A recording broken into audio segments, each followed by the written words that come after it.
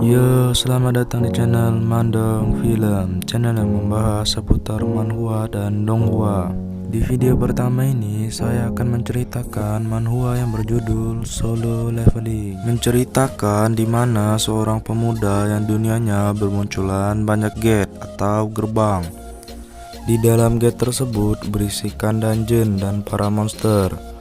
Bermunculan pula manusia yang tiba-tiba diberikan kekuatan yang diwajibkan untuk mengalahkan para monster yang ada di dalam gate. Mereka disebut para hunter. Para hunter memiliki rank atau ranking. Yang terlemah adalah E, setelah itu D, C, B, A, dan S yang terkuat. Menceritakan seorang pemuda yang bernama Sung Jinwoo. Kita sebut saja Jinwoo ya.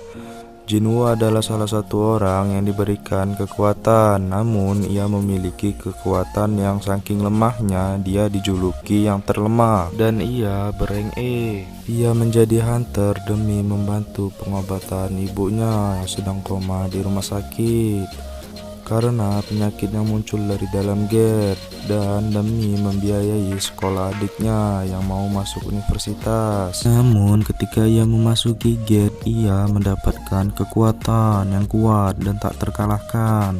Ya, tanpa banyak basa-basi lagi, kita langsung masuk ke videonya.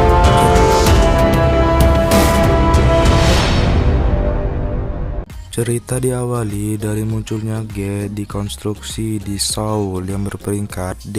Jinwoo berniat untuk menyelesaikan raid di sana. Singkat cerita, Jinwoo pun telah sampai dan ia disambut baik oleh hunter yang ada di sana. Namun karena Jinwoo lemah dan mudah terluka walaupun menjalankan misi gate tingkat E yang menyebabkannya menjadi perbincangan oleh para hunter lain. Seorang hunter yang sepertinya kenalannya Jinwoo menyapanya dan ia bernama Yuhei. Singkat cerita, hunter yang mengikuti raid kali ini ada 17 hunter termasuk Jinwoo, dan para hunter tersebut diketuai oleh hunter yang bernama Song. Pastinya lebih kuat daripada hunter yang mengikuti raid ini. Singkat cerita, mereka pun memasuki gate dan raid dilakukan seperti biasanya. Para hunter mengalahkan monster dengan lancar. Para hunter itu pun mengeluh. Mereka bilang kalau monster di dalam gate sangat lemah. Namun Jinwoo sebaliknya, ia yang melawan monster malah terluka. Yuhei yang melihat Jinwoo terluka bergegas menyembuhkannya.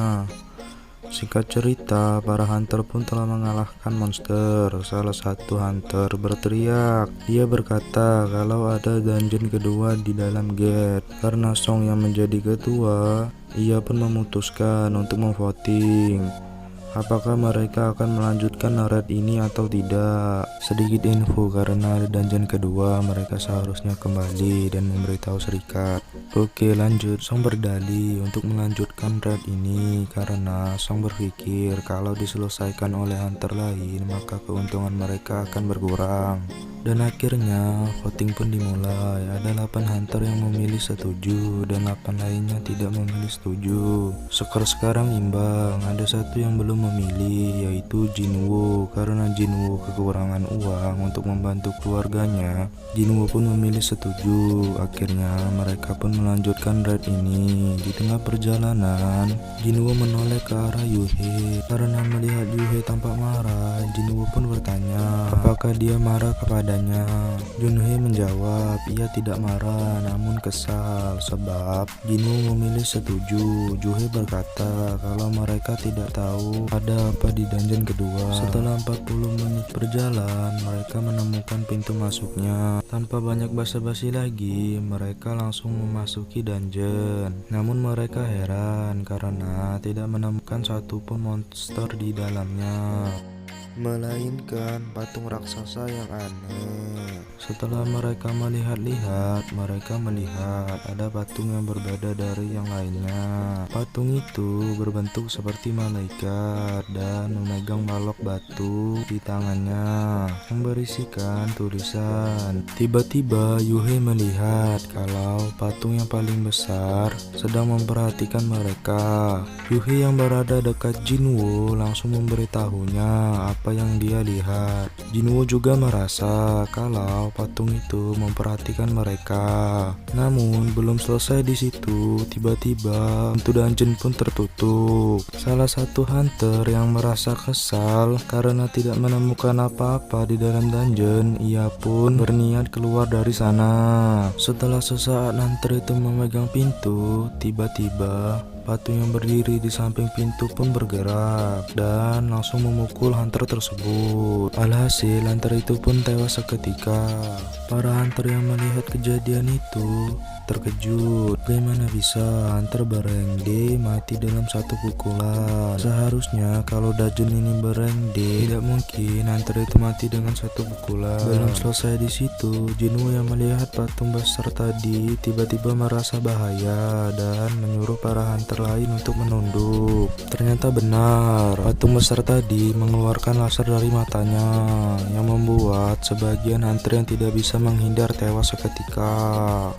Dan Yuhe saat ini sedang merasa takut karena dia tidak bisa mengendalikan rasa takutnya. Sedikit info, Yuhe adalah hunter yang berrank B, namun dia tidak bisa mengendalikan rasa takutnya. Itulah sebabnya kenapa dia mengikuti raid di dungeon berrank pemula. Oke, lanjut.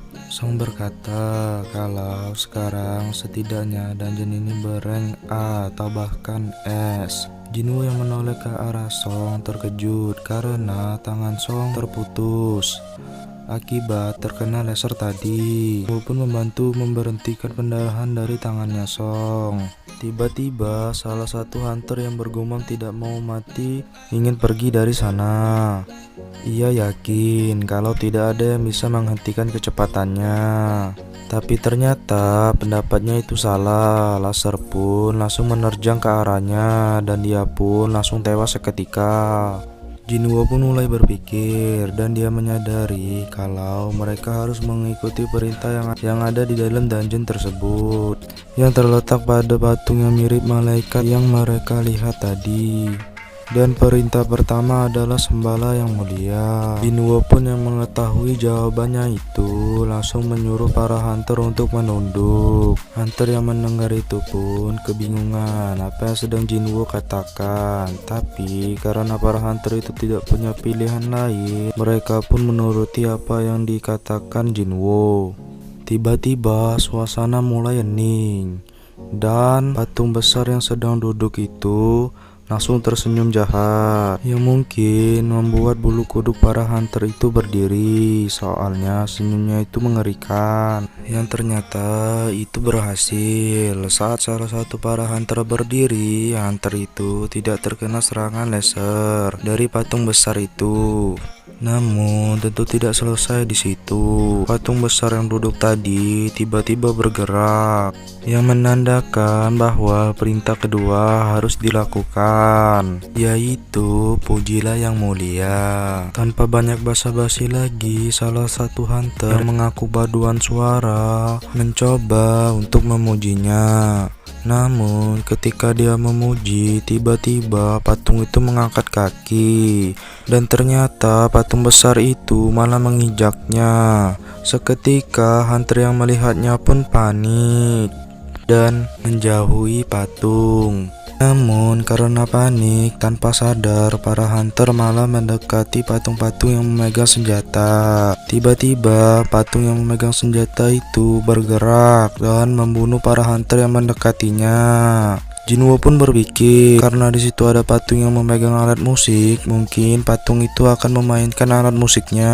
Dan setelah Jinwoo berpikir seperti itu, ia langsung memberitahu kepada hunter jika harus mendekati patung yang memegang alat musik. Karena mereka telah mempercayai Jinwoo, maka mereka mendengarkan apa yang dikatakan Jinwoo. Ketika para hunter mendekatinya, ternyata benar patung itu memainkan alat musiknya. Jinwoo yang belum pergi ke patung alat musik langsung bergegas ke sana. Namun karena dia membawa Yuhe, ia kesusahan karena Yuhe merasa takut yang amat dahsyat.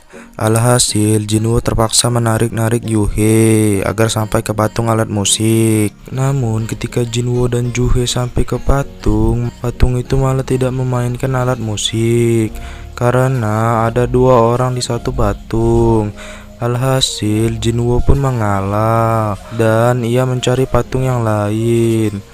Dia berusaha lari untuk mencari patung yang ada alat musiknya karena patung besar di belakangnya mengejarnya.